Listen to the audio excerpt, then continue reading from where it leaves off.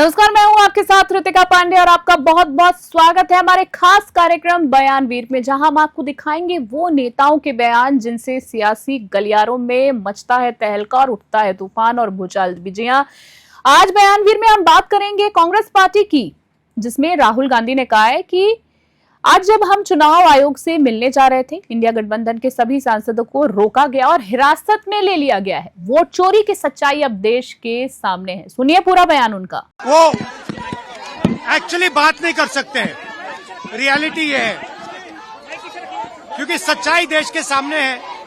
और ये जो लड़ाई है ये राजनीतिक नहीं है, ये कॉन्स्टिट्यूशन की लड़ाई है, कॉन्स्टिट्यूशन को बचाने की लड़ाई है, वन मैन वन वोट की लड़ाई है। इसीलिए हमें साफ प्योर वोटर लिस्ट चाहिए। वहीं हम बात करेंगे बीजेपी पार्टी के वरिष्ठ नेता धर्मेंद्र प्रधान की। उनका एक वीडियो सामने आया, उनका एक बयान सामने आया, जिसमें उनका कहना है कि कांग्रेस पार्टी लगातार ईवीएम पर झूठ फैलाती रही है। कभी महाराष्ट्र का हवाला देती है तो कभी हरियाणा का, और हर दिन एक नया झूठ का जाल बुनती है। 2014, 2019, 2024 के साथ साथ बीच के कई विधानसभा चुनाव में लगातार हार ने कांग्रेस पार्टी को राजनीतिक दिवालियेपन की स्थिति में पहुंचा दिया। उनका भी बयान सुनिए, उन्होंने क्या कुछ कहा है। कांग्रेस पार्टी पहले ईवीएम के ऊपर झूठ बोलते हैं, कभी महाराष्ट्र की बात उठाते हैं, कभी हरियाणा की बात उठाते हैं, झूठ की वो एक नया पहाड़ बनाते हैं।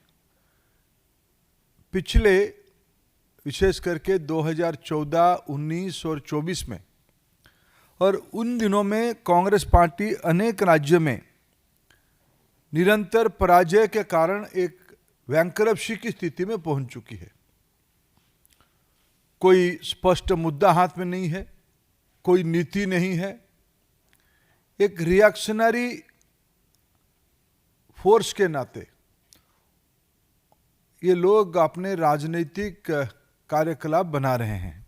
पहले इन्होंने ईवीएम को मुद्दा बनाया था, फिर राफेल पे झूठ बोले, फिर सीमा के ऊपर चाइना के साथ हमारी डिस्प्यूट को चाइना के साथ दिए, भारत की सेना को, भारत की संप्रभुता को इन्होंने प्रश्न उठाया, जिसके बारे में न्यायपालिका ने शायद आज़ाद भारत में कोई राजनीतिक व्यक्तित्व के ऊपर इतनी कटु टिप्पणी दिया होगा कि आखिर बताओ आप है किसके साथ हो।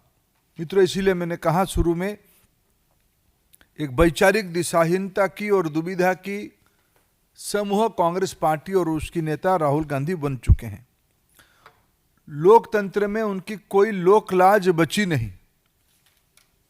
अराजकता धीरे धीरे अहंकार के साथ मिलते हुए देश में एक अस्थिरता पैदा करने की एक सोची समझी रणनीति ये है। आप चुनाव जीतोगे तो सारा विषय सही है, अब चुनाव हारोगे ये सारा विषय की अव्यवस्था आपको ध्यान में आती है। तो आज के हमारे खास बयानवीर में फिलहाल के लिए इतना ही। देखते रहो और बने रहे न्यूज़ 21 में। नमस्कार।